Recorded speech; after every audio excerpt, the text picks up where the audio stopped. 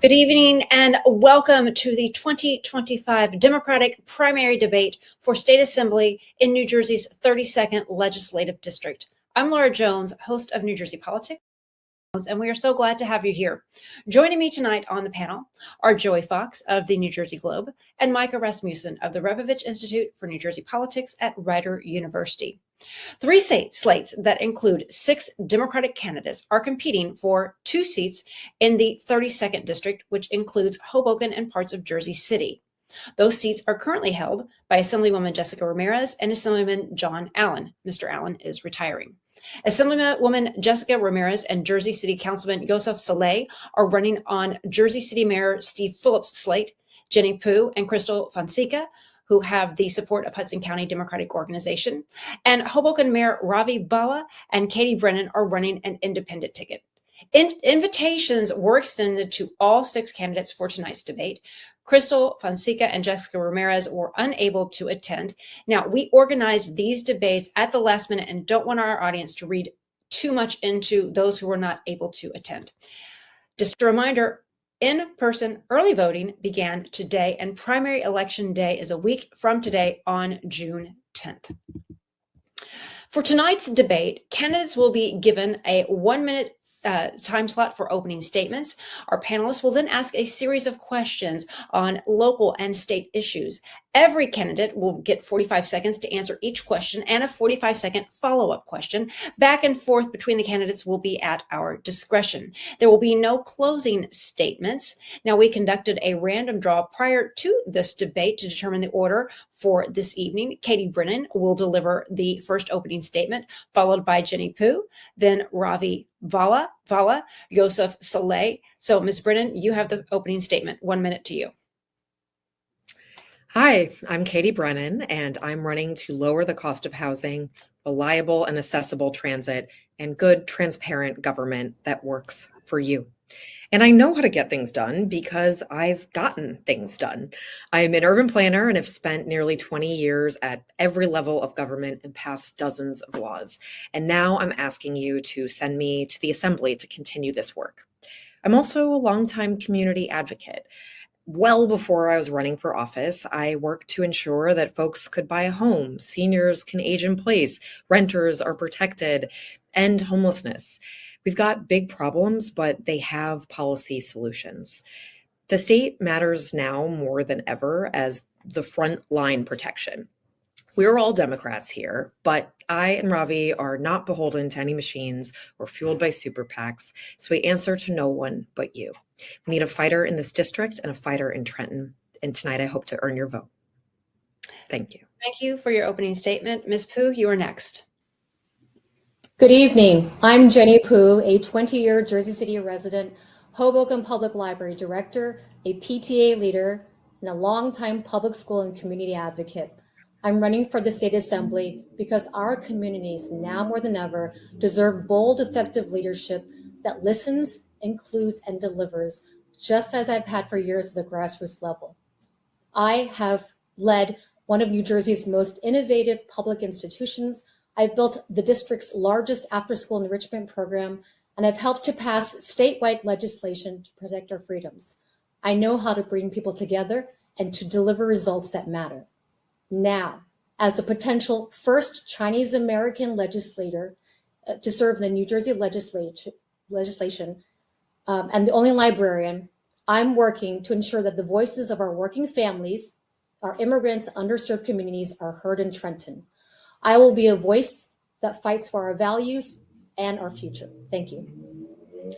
Thank you very much. Mr. Bala, you are next.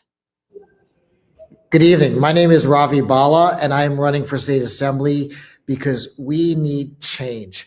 Our politics in Trenton is broken. The Democratic Party needs reform, and I've been there before. I currently serve as the mayor of the city of Hoboken, and the very reason I got involved in politics as a young attorney was because I saw what was wrong in our community back in 2009 and wanted to make a change.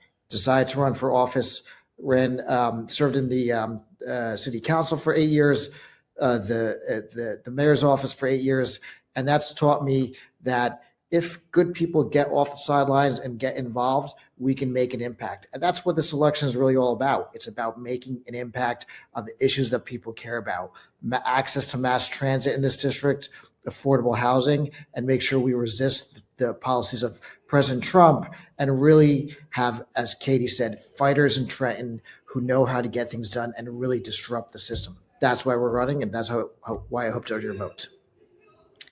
Thank you very much. Mr. Saleh, you are next. Hi, thank you, Laura, Joey, Micah, and David Wildstein, and all the assembly candidates here today, and all those watching at home. My name is Councilman Youssef Jamal Saleh. I'm the Ward D sitting council person in the city of Jersey City. I have been the councilman for the last 5 years. I became a councilman after the passing of the late Councilman Michael Youn, who died from coronavirus, April 6, 2020. I won a special election and a general election. I left my corporate career on Wall Street to do this. I'm the only council member never to miss a vote, never to miss a council meeting, one of 3 that actually shows up to budget hearings. I don't double dip and I don't hire family. I'm literally in this for you. And I'm running for the state assembly to continue to work on the things we've already done. We've passed pay transparency in the city of Jersey City, the first in the state. We passed right to counsel. We need a real fighter who's going to go down to Trenton. And I want to be your gladiator. I'm running with Jessica Ramirez. She's the current assemblywoman. She doesn't need on-the-job training. And Mayor Fulop, the original breaker of machines. All right, we thank each and every one of you for your opening statement. We have a lot of questions to get to. Again, everybody's going to be able to answer all of the questions, 45 seconds each. Joey, you are up first with our first question. Candidates for making the time to be here tonight. And I hope to get to a number of different policy matters tonight, but I do want to start on a political question, which is this battle for the 32nd district is taking place within a context of much broader political fights with the Hudson County Democratic Organization, with Steve Fulop, with progressive activists, with all kinds of things colliding here with the demise of the county organizational line ballot design system. So I just want to ask directly, I'm going to start with you on this one, Ms. Pooh. What do you believe the appropriate role for county parties, political leaders, party bosses is in the political system? Sure. Thank you for that question, Joey. I bring a real grassroots voice to this race. I'm proud to have the support of the party, and most importantly, the support of friends and neighbors and longtime community people who weren't really involved beforehand, but through my work at the grassroots level are now more engaged. I think now you've referenced to the greater picture of the Democratic Party. And you're right, it's in turmoil because it's become much more divisive. And, you know, the common tactic of the enemy is to divide and conquer, and we can't afford that anytime. And I think it's disingenuous when I hear some of my opponents talk about the machine and the enemy, because really we have sitting elected officials, and I am a librarian and a PTA mom, truly trying to bring representative good government, someone with a record of serving to this race. Mr. Bala, I'll go to you next. Yeah, unlike Jenny, I for one would not be proud to be part of the Hudson County Democratic Organization. They are everything that's wrong with Democratic politics in the county of Hudson. Before the line was abolished, thanks to advocacy through people like myself and Katie Brennan, this was a selection, not an election.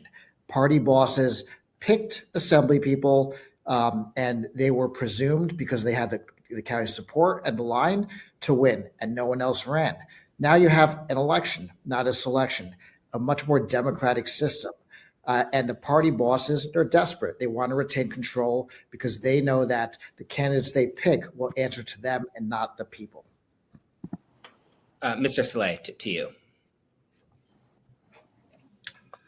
Yeah, I think Mayor Fulop has had a very icy relationship with the county establishment, as you know. I think ultimately everybody here is an amazing candidate, and they're ultimately backed by someone. You know, whether it's the HCDO, whether it's James Solomon, whether it's Mayor Fulop, like everyone has their own vision about what they want to see for the 32nd Legislative District. I would contend that Mayor Fulop has had the most organic and authentic relationship in terms of opposing the machine and trying to bring about change in New Jersey. So And Ms. Brennan, we'll end with you. This is the first time in 100 years that we have the opportunity for a real democracy and a real election in Hudson County. It's always been unopposed, or even when it wasn't, the chances were so slim.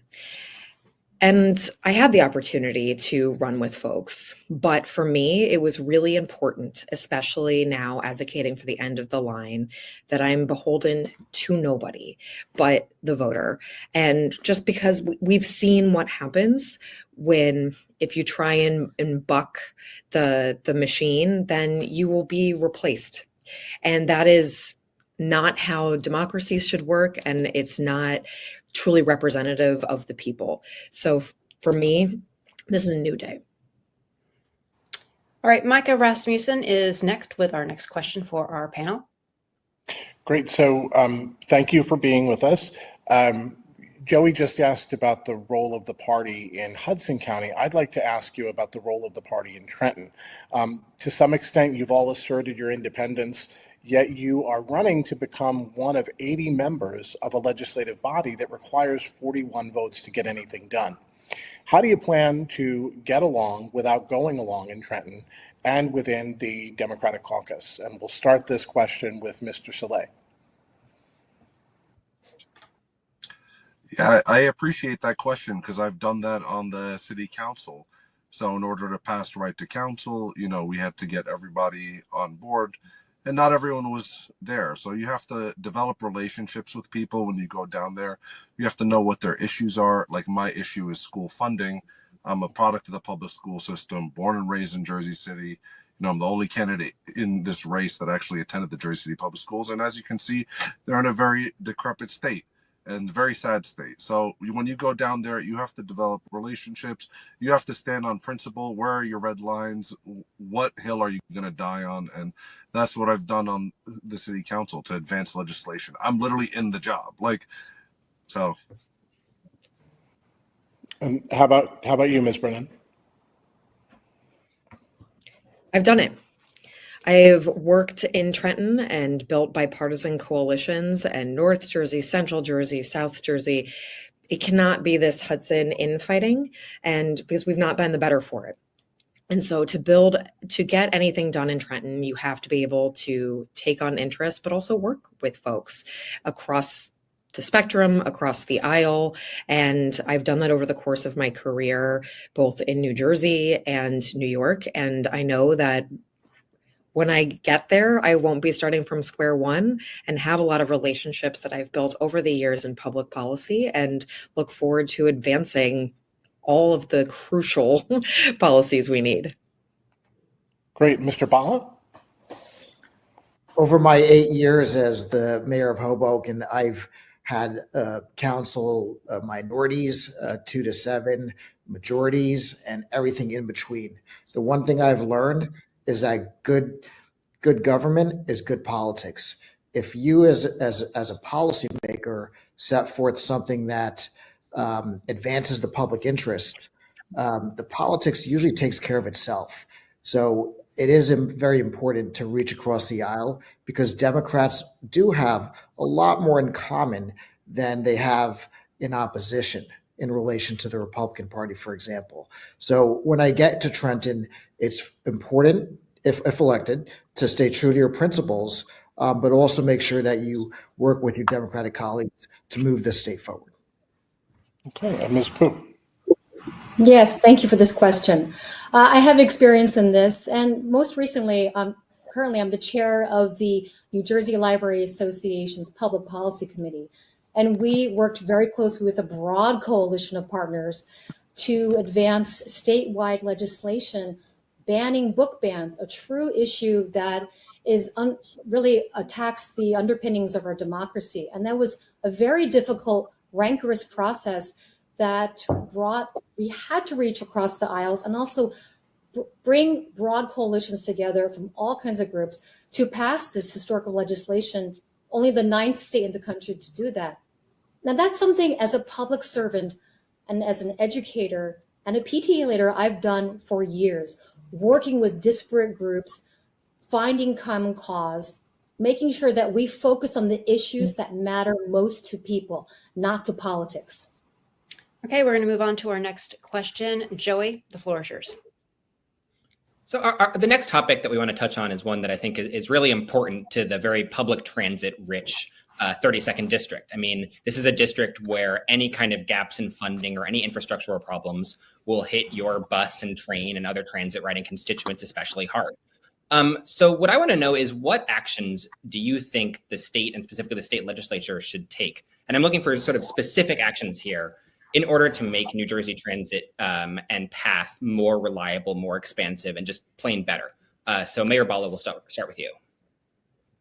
Number one, make sure that you have the corporate business tax, 2.5% tax, as a reliable, consistent source of funding mass transit infrastructure, specifically New Jersey's transit, which has historically been underinvested in by the state of New Jersey. Number two, take that $11 billion waste of time and money with the expansion of the New Jersey Turnpike lanes and redirect it towards investment in working families who rely upon mass transit every single day. This is a matter of priorities. Mass transit is good for our environment, it's good for working families, and it's the way that most people in Hoboken and Jersey City get to and from work. So that's how we would tackle mass transit head on, by making those hard decisions. I'll try spelling out the order now so you don't have to keep on hopping back to me. Ms. Pooh, then Ms. Brennan, then Mr. Saleh. Let's see if we can keep that order straight. Saleh, sorry. Okay, great. Yes, definitely ensure that New Jersey Transit has statutorily dedicated recurring funding sources like our other mass transit agencies. Pass legislation to create an independent and autonomous customer advocate and rider advocacy commission that will hold New Jersey accountable when we have these issues with our delays and stacking, and force them to respond to rider concerns. Increasing bus service, and then addressing, so I take the bus all the time, addressing the bus stacking issues, one of them by making sure that New Jersey has modernized routes and more articulated buses, those are kind of accordion buses, to serve, as you said, our very densely populated community. Ms. Brennan, you're next. Yes, we need the corporate fund to dedicated transit. Yes, we need to get rid of the Turnpike expansion and move that funding, like Mayor Bala said. The NJ Transit Capital Fund has not been funded since the 1990s. Like Jenny said, yes, bus stacking and modernizing our systems. And how do we really do this? We need transparency. We need to restore our open public records, to have a real look under the hood at NJ Transit and the Port Authority. They're behemoths, but they are state entities. And us as legislators need to be holding them accountable. We also need to keep the congestion pricing and get that funding into the system that Governor Murphy unfortunately declined. Mr. Saleh. Well, I agree with a lot of what was said here. We need to get the corporate business tax reinstated. It was not allowed to be reinstated, and that's like as much money as NJ Transit needs. Turnpike expansion, you need to put the kibosh on that, and you need to build light rail extensions all across the state. I'd prefer Kennedy Boulevard. You need, in my previous life when I worked in corporate America, I was, doing anti-money laundering and compliance at a Fortune 100 company. You need KPIs, key performance indicators. You need to publish them. PATH told me in an internal meeting that, we are going to have 12-minute paths by the time FIFA comes around. We're going to have 1 million people in Hudson County and Jersey City. And it's be easy unless we get the advancements for transit ASAP. Okay, Micah Rasmussen, you're next. Sure. I have a follow-up on that Turnpike widening project. Steve Sweeney said in the final governor's debate that not completing this controversial Turnpike widening project through Jersey City will ultimately cost more in terms of fixing the old infrastructure. There are also additional concerns about bond covenants that Turnpike bondholders might not allow to be spent on New Jersey Transit projects. So I would ask, and we'll start with Ms. Pooh, are those two valid concerns, or should we plow ahead with canceling this project anyway? As someone who lives in Jersey City and has for 20 years and seeing the congestion that's coming to our roads, I vociferously oppose the Turnpike widening project because that's not in the best interest of Jersey City. I understand, my husband's a structural engineer, and we understand that we need to address our aging infrastructure, but it can't be at the cost of our neighbors and our neighborhoods. And so what I say to that is really to echo some of my earlier points that were addressed actually by some of our opponents, is we need more funding for mass transit. That is what the 32nd District commuter needs more now than ever. Ms. Brennan. No, we need to cancel the project or significantly scale back. The Turnpike Authority's own report said that we could repair it for $250 million and that it would last us at least another 40 years. We'll figure out the bonds. If they're not transferable to NJ Transit, it's still in the best interest of Jersey City and Hoboken to cancel that project and pursue other avenues for mass transit, because it will cause congestion, asthma, it'll be bad for our communities, bad for pedestrians, and we cannot move forward with the project as planned. Great. Mr. Saleh.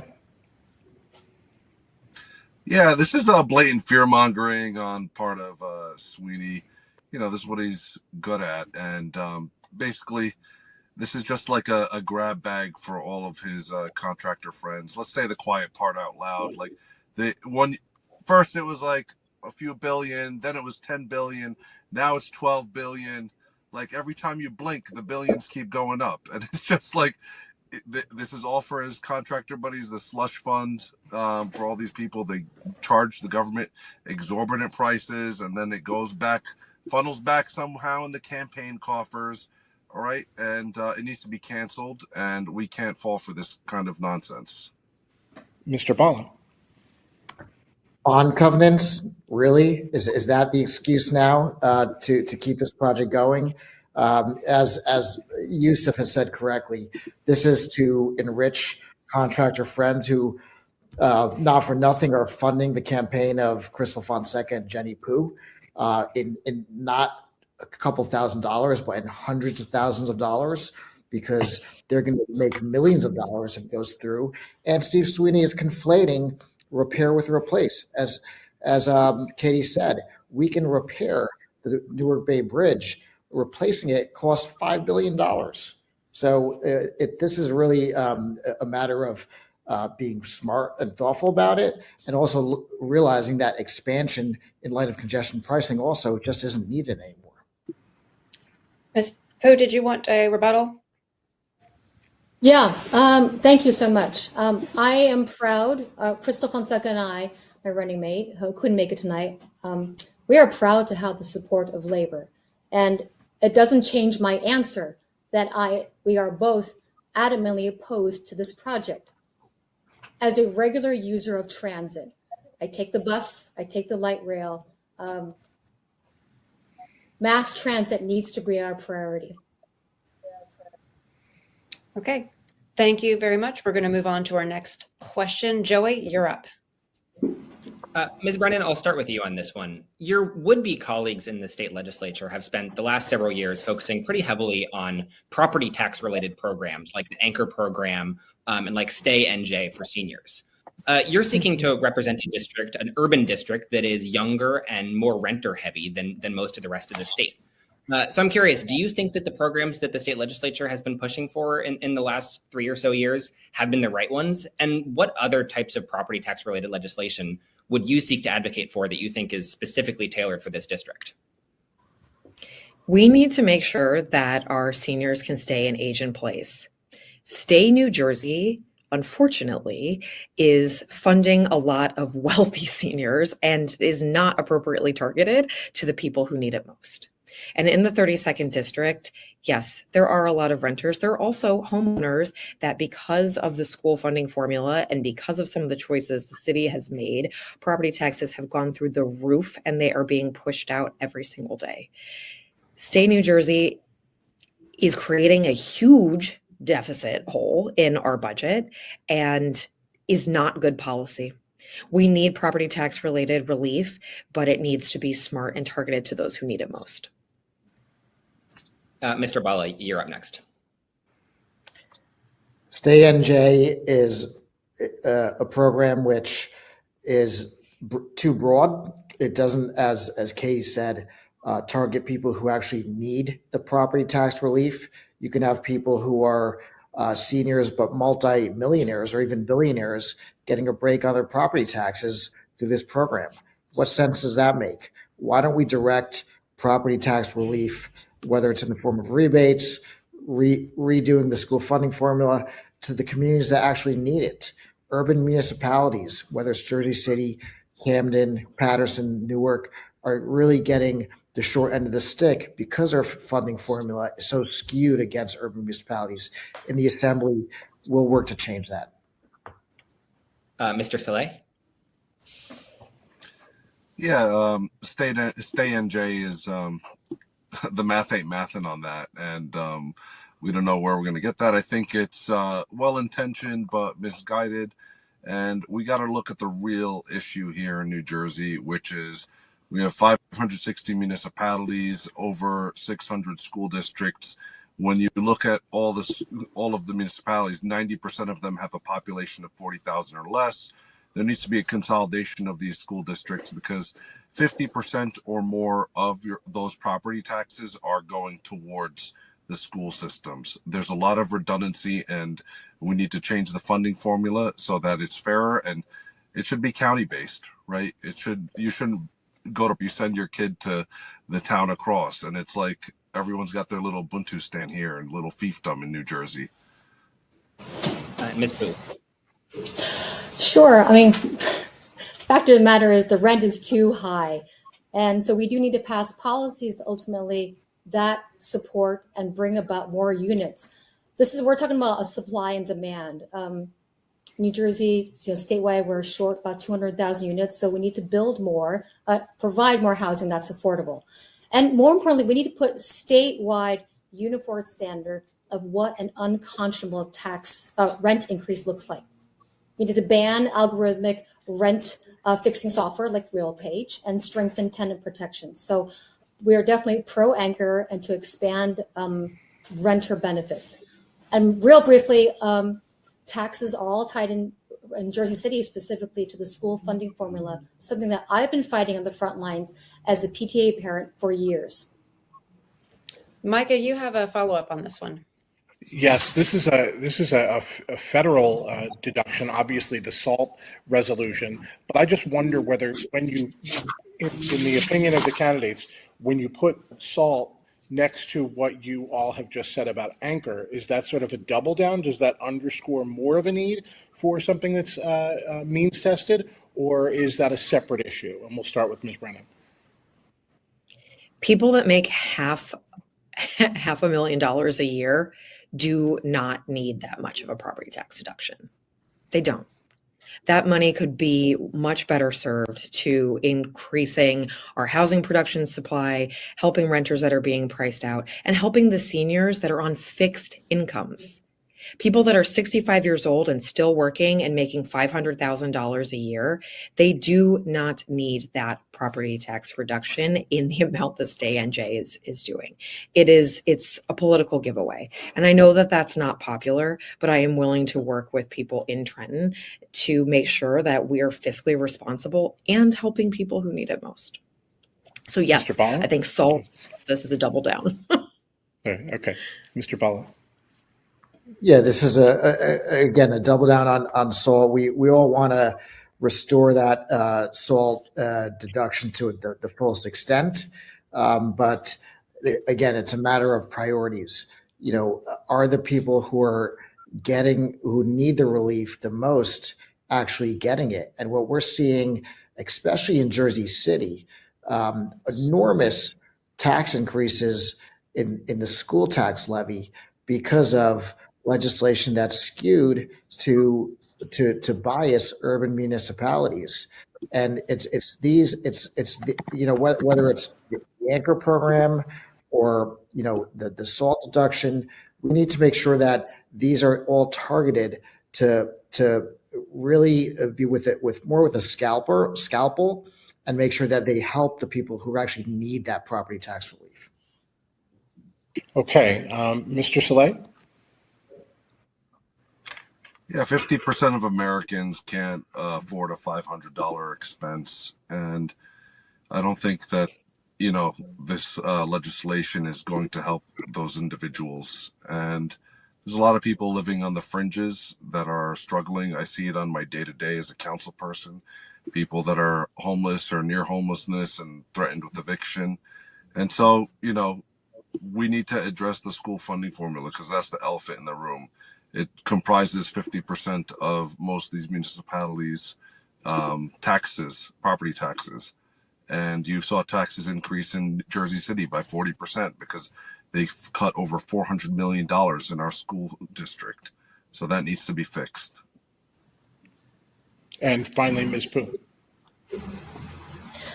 We are pro increasing the SALT deduction. As everyone here said, our property taxes are too high. And as a parent with kids in the public schools and a property owner, I've seen my school levy go up tremendously. I've also fought that fight on the local end. And, locally, we fought for a local tax that would, a local measure that would help close that gap. But we're also pro the income cap because, as many of us said here, the ultra wealthy don't need help. It's working families, it's seniors, it's people on fixed incomes that need the help the most. Micah, back to you. You're up with your next question. Okay. The Regional Plan Association estimates that in Jersey City alone, the housing shortage could grow to more than 30,000 units by 2032. It also estimates that 36,000 city residents with incomes below the median are currently cost burdened. This is despite 26,000 units added to the city's housing stock since 2010. So since Jersey City has had a concerted effort, what must the state assembly and what must municipalities do to address this problem? We'll start this with Mr. Bala. Well, I know what we need to do because I'm literally doing it right now as mayor of the city of Hoboken, fighting corporate landlords who are increasing rents to unconscionable levels, working with the attorney general who filed a lawsuit against RealPage, calling these corporate landlords a cartel that are engaging in price collusion using artificial intelligence to inflate the rent above market rents. We've taken them to court. We've issued them summonses when they're supposed to be under rent control. We put them under rent control. You've got to have strong leaders who are committed to this and who are willing to fight the good fight, not just in City Hall, but also in the halls of Trenton. I've done it in City Hall and I'm ready to do it in Trenton as well. Mr. Saleh. Yeah, we need to increase the tax credits and different programs for people to build. Okay, I agree with everything that Mayor Bala has said with regards to the rent setting algorithm, but I don't believe it addresses the actual shortage, because it only addresses a certain number of units. We need to build as many units as possible that are affordable with 30 to 50% AMI, and we need to incentivize that with tax credits, tax rebates, first-time home buyer programs. We need to ban private equity and hedge funds from buying 1 to 4 family homes. And yeah, that's the only way. We have to make sure the rest of New Jersey's building, and they're not. And that's causing a huge impact across the entire region. New York City, Philadelphia, South Jersey, Central Jersey. They're not building. We're the only ones doing it. Ms. Pooh.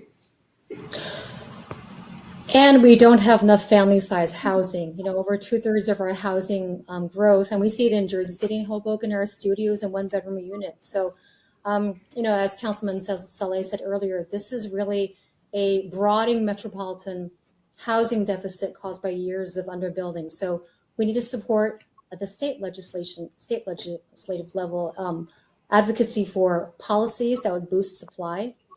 My focus is on really producing more housing around transit nodes, ensuring that we have different kinds of housing around mass transit, and making sure that our neighbors in the region build enough supply. This cannot be borne on just Jersey City and Hoboken alone. And finally, Ms. Brennan. I am an urban planner and am the only affordable housing expert in this race. And that is also why I do not take money from the folks who have fought rent control, because that is a huge issue. But yes, we also need to build. And how do we build? Jersey City and Hoboken are one big transit node. We are transit-oriented development. But how do we get more family units? You have to do things like single stair reform and tweaks that are in the weeds to make it less expensive to build, and then it'll be less expensive to buy. You can't sell a home for $300,000 if it takes $700,000 to build it. These are the kind of experienced in the weeds things that we need at the state level. Okay, we're going to go over to Joey Fox with the next question. Joey. I imagine if I were to do a thumbs up, thumbs down vote on Donald Trump in this debate, I would get mostly or entirely thumbs down. But I want to ask something specifically about how New Jersey interacts with the Trump administration, which is there's a dividing line among Democrats about the Immigrant Trust Act, which is a bill that would limit the state and local cooperation with, the Trump administration's immigration officials.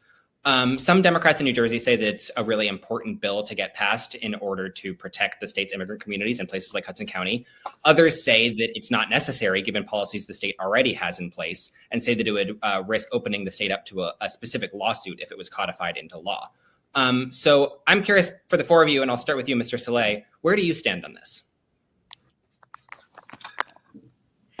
Yes, I'm actually on the Immigrant Affairs Committee in the city of Jersey City. I sponsored the resolution in favor of the Immigrant Trust Act.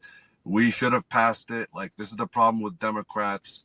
They're all yellow bellied, and they, when you're fighting a bully, you got to stand up to them, because if you don't, they're just going to keep punching you in the face. All right. And basically, Donald Trump is using this to terrorize our local communities. 40% of people in the state of New Jersey are immigrants or have an immigrant member of their family.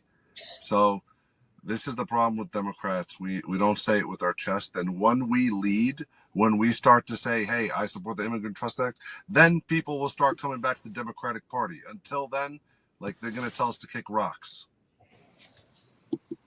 Ms. Brennan, you're next. Yes, pass the Immigrant Trust Act, and Democrats need to stop obeying Donald Trump in advance. We don't know what we're going to get in November, and so we need to be passing the Immigrant Trust Act, codifying Roe, and all manner of other things to actually stand up and protect the people of New Jersey. This is why experience matters, because yes, we are all Democrats here, and the state is controlled by Democrats. And what will it take to work with people across the state to bring these kinds of things across the finish line, whether it's this bill, whether it's the Liberty State Park Protection Act that's been sitting there for years. Things are stalled if you don't know how to work with our colleagues and really get things done. Ms. Pooh. As daughter of immigrants who came to this country, my husband's family were refugees who came from Vietnam, and my parents came from China. Immigrants are the lifeblood, the future of this community, of this country. So codifying the Immigrant Trust Act into statute is something that I would sponsor on day one, because this is essential for the future of our country. It actually goes beyond party policies. This is really the survival of this country. Without welcoming and making sure that we continue to welcome immigrants, not just for our labor force, for our communities, I don't know what the future of this country is. So that's absolutely essential. And it's something I would sponsor on day one. And Mr. Bala. What makes me different from other candidates is that with respect to the Immigrant Trust Act, which I would pass, of course, is that I've already done it. It was the first thing I did as the mayor of the city of Hoboken was issue a directive declaring Hoboken a fair and welcoming city. And just recently, Donald Trump sued me and the city of Hoboken and 4 other mayors in Jersey City, Newark, and Paterson for passing the functional equivalent of the Immigrant Trust Act in our localities. You know what we're doing? We're fighting back because it's wrong. So if anyone tells you that the Immigrant Trust Directive is sufficient, that will be flipped or repealed by a Republican Attorney General. We need to codify it. And if someone sues the state of New Jersey like they're suing Hoboken, we need to fight back, because when we fight back, we win. Joey, you have the next question. So under Governor Murphy's proposed 2026 budget, Jersey City, I think you guys have mentioned the school funding formula before. Jersey City is set to lose yet more millions in state education funding. This is part of a longer term trend that's due to a 2018 law that rejiggered the way that state education funding is apportioned out. So I assume that you all generally disapprove of reducing state funding for Jersey City schools, but if you were to get to the legislature, what specifically would you do to change that? And how would you do it in a way that doesn't end up just shifting the burden onto other school districts instead and constantly making it a rat race among different school districts?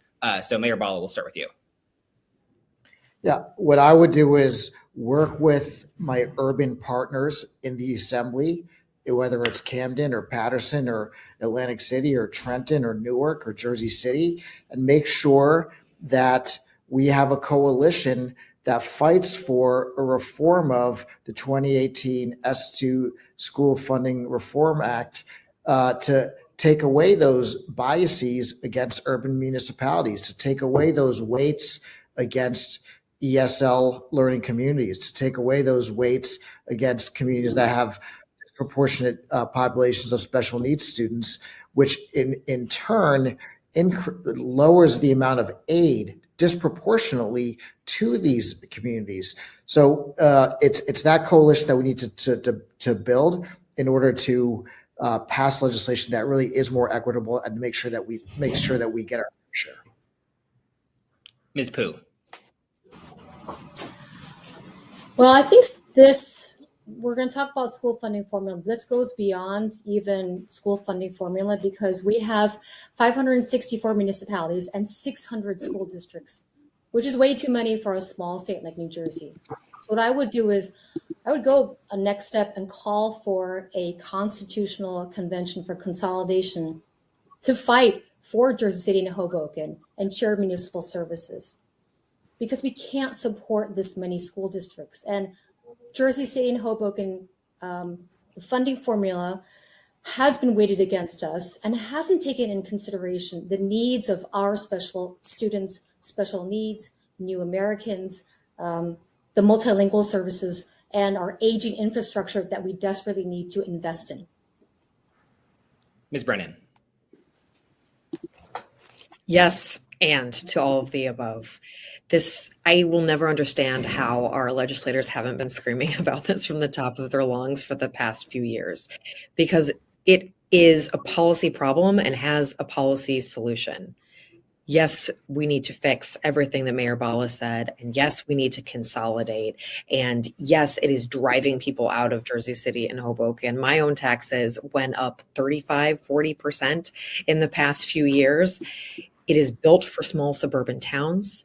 It is disadvantaging our urban students, and it has to be priority number one, because school funding and the cost of living go hand in hand, and it's making it untenable to be in Jersey City. Mr. Saleh. Sorry. I thought that everyone got my bad. Mr. Saleh, you're up. I thought that everyone got my bad. Mr. Saleh, you're up. Yeah, I was like, actually, this is my issue.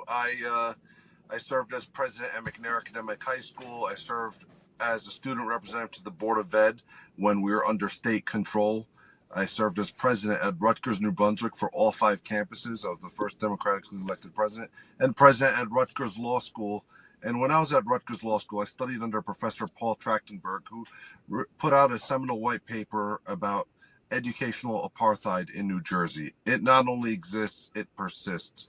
And so we do need to have consolidation. We do need to make sure that these districts they essentially are siloing out Black and brown folk, and they're cutting higher ed funding. And for every bed that they have in a college, like for a Black person, they have 3 beds in a prison cell for them.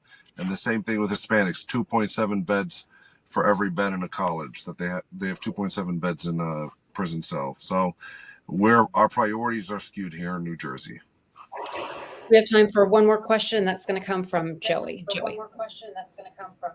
So I want to ask a question that is existing in the state of hypotheticals, which I know that politicians don't always love. But let's say that you all, whichever of you ends up winning, get to the legislature and you know that one bill that you introduce and that you write and introduce will get passed by the legislature and signed into law. What is that one bill? I'll start with you, Ms. Pooh, and I will tell our timekeeper to not start the time until you actually start talking, because I know that you might need to think about it for a second. But what is the bill? Oh, that's an easy one for me. To pass the Liberty State Park Protection Act.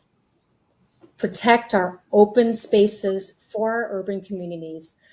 I have been going to Liberty State Park with my family for years. I bike through Liberty State Park. It was a lifesaver for my kids and family during the pandemic when the schools and the whole world shut down. That would be the first act that I would pass, would be to protect Liberty State Park, ensure this urban oasis stays free and open for all of our families in Jersey City and Hoboken and Hudson County. Mr. Bala. My first priority would be to pass the Climate Superfund Act. As the mayor of the city of Hoboken, I am one of a collection of mayors across the country that have declared a climate emergency. This is an existential threat to the city of Hoboken as well as Jersey City, because if we don't act now, our future is at stake. This act would make fossil fuel companies pay into the reform of and the build out of Liberty State Park and also resiliency projects statewide.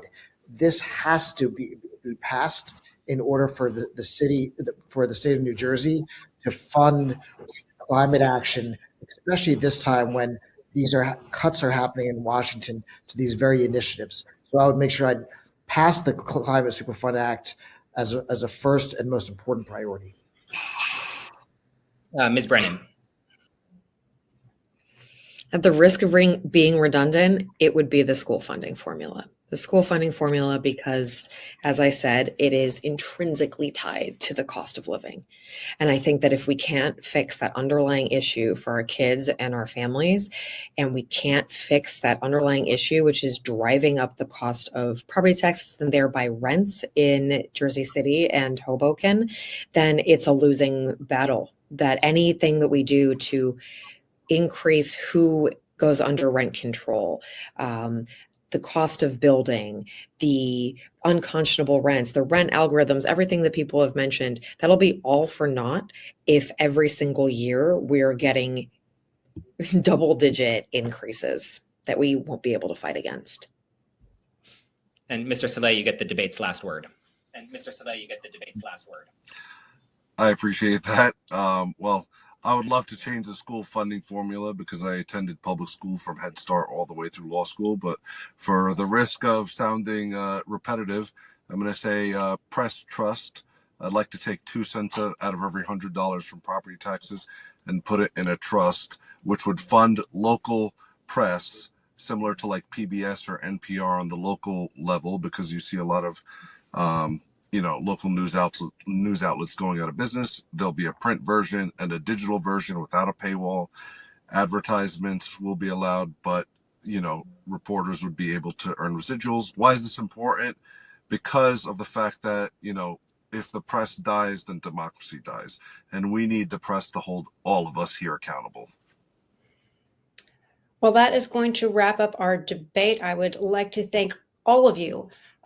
Thank you so much for watching this evening's Democratic primary debate for the State Assembly in New Jersey's 32nd Legislative District. I'd like to thank all of our panelists. I'd like to thank, of course, our candidates, as well as On New Jersey, the New Jersey Globe, and the Rebovich Institute for New Jersey Politics at Rider University. Remember, early voting in person begins today. Election Day is on June 10th. We want you to stay with us as we continue our coverage of New Jersey's primary election.